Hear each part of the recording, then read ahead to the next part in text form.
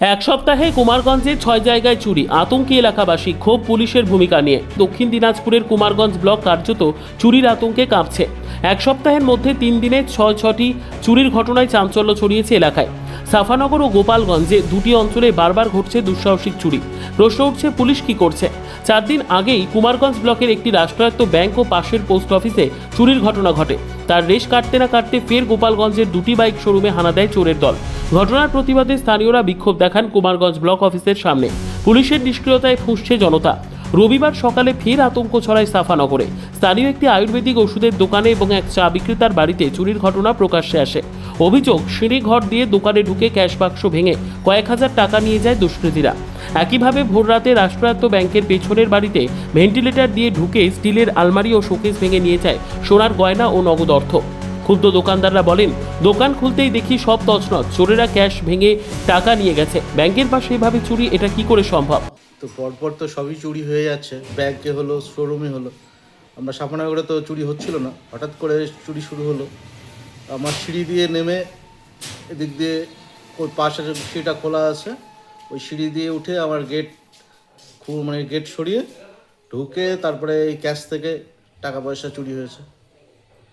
এটা পুলিশ তো কি যে পুলিশ। আপনার কি মনে হয় যে বর্তমানে কুমারগঞ্জ থানা এলাকায় প্রশাসনিক তৎপরতার অভাব এবং পুলিশিং হচ্ছে না, সেই কারণে এই উপদ্রবটা এভাবে দিনকে দিন বাড়ছে? হ্যাঁ, পুলিশি দেখাশোনাটা তো ঠিকঠাক হচ্ছে না। চারিদিকে শুধু সব নেশা জাতীয় জিনিসপত্র বেশি বেচা কেনা হচ্ছে, এই জন্যই বেশি করে আরও এগুলো হচ্ছে সব নেশা খাওয়ার জন্যই আরও বেশি করে এগুলো চুরি চামারি বেশি হচ্ছে।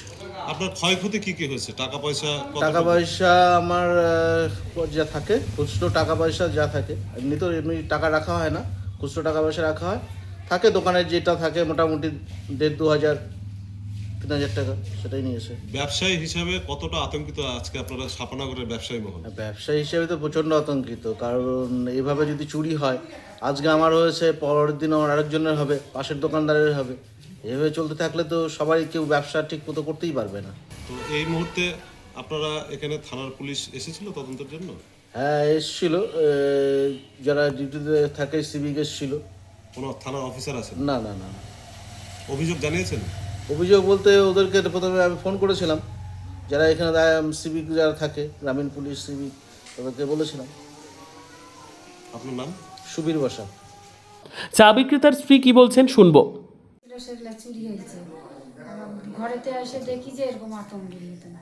কখন এই ঘটনাটা ঘটলো? ঘটনা বলতে ৩টার দিকে হয়েছে।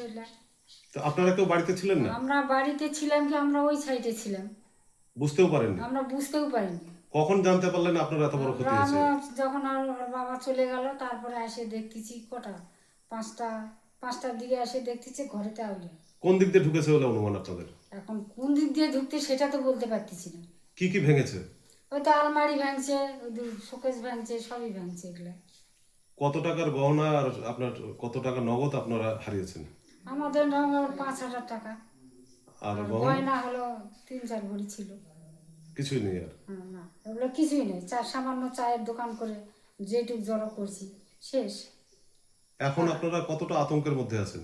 একটা আতঙ্কি নাই যে কি একটা এরকম আতঙ্কি, একটা কষ্ট করলে যা হয়। থানা থেকে কোনো পুলিশ অফিসার এসেছিল?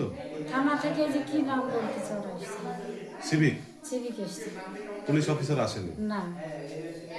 কি কি বলবো, দেখতে যে চায়ের দোকান করে যে কষ্ট করে একটু, মানে আপনার সর্বস্বই শেষ? সবই শেষ, আর কি করবো। আপনার নাম?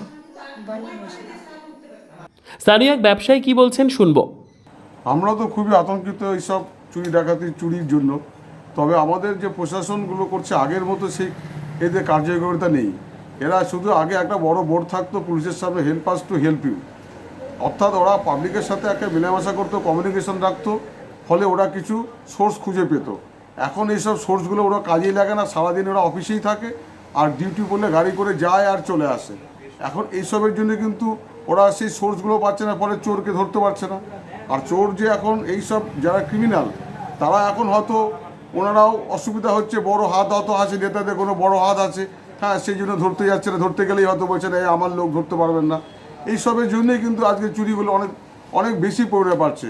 আজকে যদি ধরা পড়ে যায় এমন একটা সেকশন দিচ্ছে, তারপরে তিনি জামিন হয়ে যাচ্ছে, তো এতে কি হবে? এবার প্রতিদিনই ওরা চুরি করবে, এইসব ব্যবস্থা হচ্ছে। আপনারা ব্যবসায়ীরা এখন কতটা আতঙ্কের মধ্যে রয়েছে? আমরা খুবই আতঙ্কিত। রাত গেলে ভাবি যে দোকানের মধ্যে সে ভ্যালুয়েবল জিনিসটা রাখা যাবে না, দোকানের সাথে মাঝে মাঝে লোক পাঠাতে হবে। হ্যাঁ, এইসব চিন্তায় আমরা খুব উদ্বিগ্ন। শুধু দোকান না, বাড়িতেও তো হতে পারে, বাড়ি ছেড়ে কোথাও যাওয়া যাবে না, সবসময় লোক রাখতে হবে, তদারকি করতে হবে, সিসি ক্যামেরা লাগাতে হবে, এইসব অবস্থা আছে এখন। পুলিশ প্রশাসনিক ব্যর্থতা তো এটা আজকে নতুন করে না, প্রশাসনিক তো ও ব্যর্থতা তো পুলিশ মন্ত্রী ব্যর্থতা তো আগাগোড়াই আছে, সে তো সব। এখন আপনারা কি চাইছেন ব্যবসায়ী মহল? আমরা চাচ্ছি পুলিশ ভালো করে ডিউটি করুক, নাইট রাখুক, নাইটে ডিউটি করুক। আগে তো নাইটে ডিউটি হতো, এখন সেসব তো মন দেখি চোখেই পড়ে না এখন। আপনার নাম? আমার নাম অভিজিৎ বসাক। পুলিশের ভূমিকা নিয়ে তীব্র ক্ষোভ রয়েছে এলাকাবাসীর মধ্যে। অভিযোগ, এখনো পর্যন্ত কোনো পুলিশ আধিকারিক ঘটনাস্থলে আসেননি, মাত্র একজন সিভিক ভলেন্টিয়ার এসে দেখে গিয়েছেন। এলাকায় এই ধরনের লাগাতার চুরির ঘটনা প্রশাসনিক ব্যর্থতার ছবি স্পষ্ট করছে বলে মনে করছেন সাধারণ মানুষ। এখন দেখার চুরি চক্র ভাঙতে কতটা তৎপর হয় কুমারগঞ্জ থানা। ব্যুরো রিপোর্ট, উত্তর বাংলা সংবাদ।